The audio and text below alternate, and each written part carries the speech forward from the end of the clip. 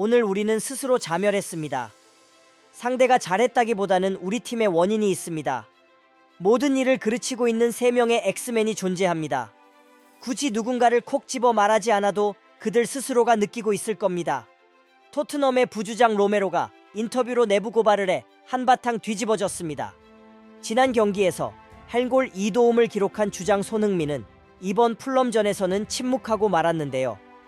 하지만 이것을 온전 손흥민의 탓으로 돌리기에는 슈팅 찬스도 거의 없었고 토트넘의 장점이었던 유기적인 패스가 돌아가지 못했습니다. 일부 전문가들은 손흥민이 공을 받지 못하면 토트넘은 속수무책으로 무너질 수밖에 없다고 평가했습니다.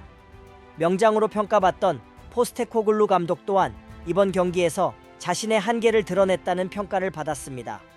영국 공영방송 BBC의 전설적인 스트라이커인 앨런 시어러는 손흥민의 움직임을 집중 조명하며 그는 오늘 원톱 스트라이커가 아닌 미드필더로 뛰었다고 안타까움을 표했습니다. 또한 소중한 득점 기회에서 손흥민에게 전혀 패스하지 않고 허무하게 기회를 낭비했다는 비판을 받았습니다. 수많은 축구 전문가들도 포스테코글루 감독의 용병술을 꼬집었습니다. 손흥민에게 맞지 않는 파트너를 자꾸만 출전시키고 있다는 이유이죠. 그러나 이런 경기에서도 손흥민은 번뜩이는 순간을 보여주었지만 토트넘의 공격진은 손흥민을 도우려 하지 않았다는 비판을 받는 중입니다. 이러한 경기력이 지속된다면 토트넘은 이번 시즌에도 최악의 결과를 맞이할 것이라는 우려가 제기되었습니다. 이와 관련하여 오늘 선발 출전한 토트넘의 부주장 로메로의 발언이 큰 화제가 되고 있는데 그의 속 시원한 발언에 대한 관심이 계속되고 있습니다. 이날 경기에서 풀럼의 공격진을 상대로 토트넘의 센터백으로 출전한 로메로는 경기 후 인터뷰에서 몇몇 선수들이 시즌 내내 반복되는 문제적인 플레이를 보여주고 있다고 지적했습니다. 그는 이날의 경기력이 주장 손흥민에게 미안한 감정을 불러일으킨다는 심경을 밝혔는데요. 이러한 발언은 충격적이었고 토트넘의 현 내부 상황을 더욱 자세히 살펴볼 필요가 있습니다. 지난 아스톤 빌라 경기에서 손흥민은 탁월한 활약으로 팀을 4위 경쟁에 다시 기대감을 심어주었습니다. 그러나 풀럼과의 경기에서는 역전패를 당하며 그 기대가 좌절되었습니다. 토트넘의 감독 포스테코글루는 지난 경기와 같은 포메이션을 사용하고 부상으로 결장한 반더벤 대신 드라구신을 로메로와 함께 세우며 센터백 자리에서 호흡을 맞추게 해 첫 리그 선발 경기를 치렀습니다. 경기는 전반부터 풀럼의 역습과 공격으로 시작되었습니다.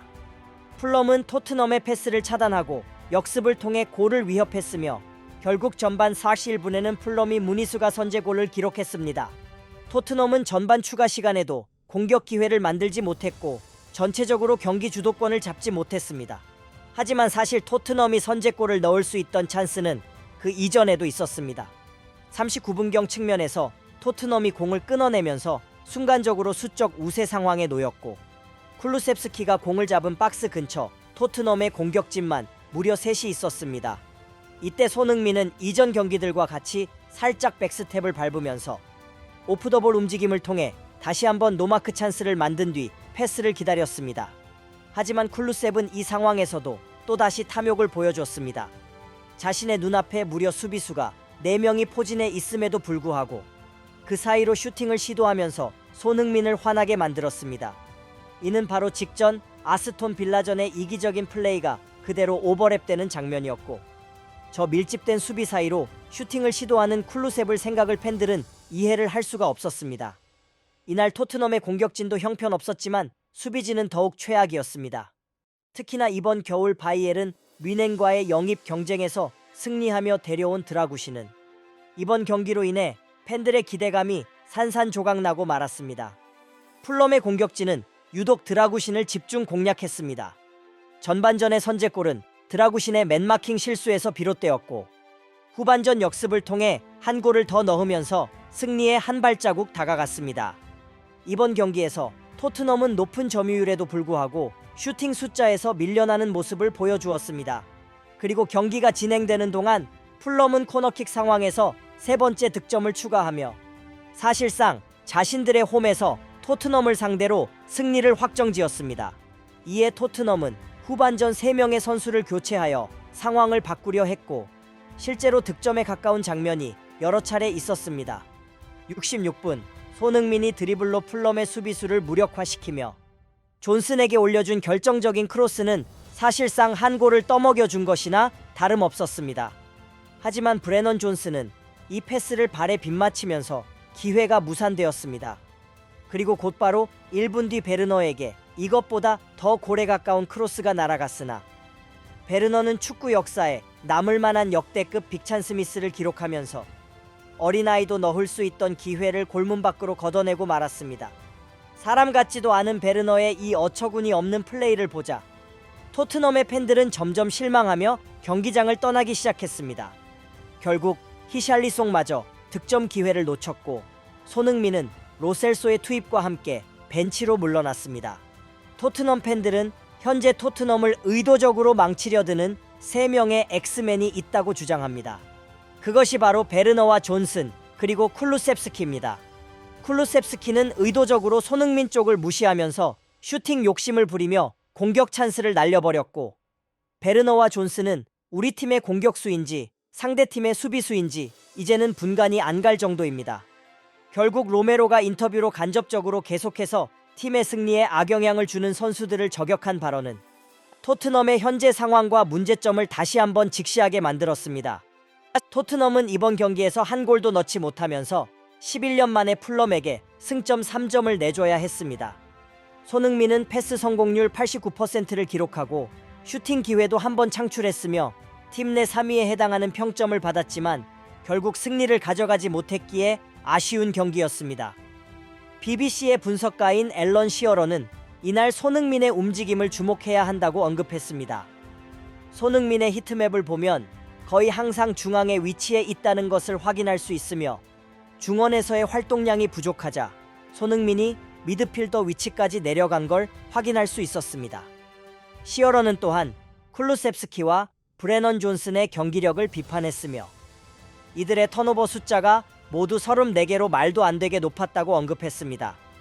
이전 경기들을 살펴보면 토트넘이 승리하는 패턴은 대부분 손흥민이 활약할 때 나타났습니다.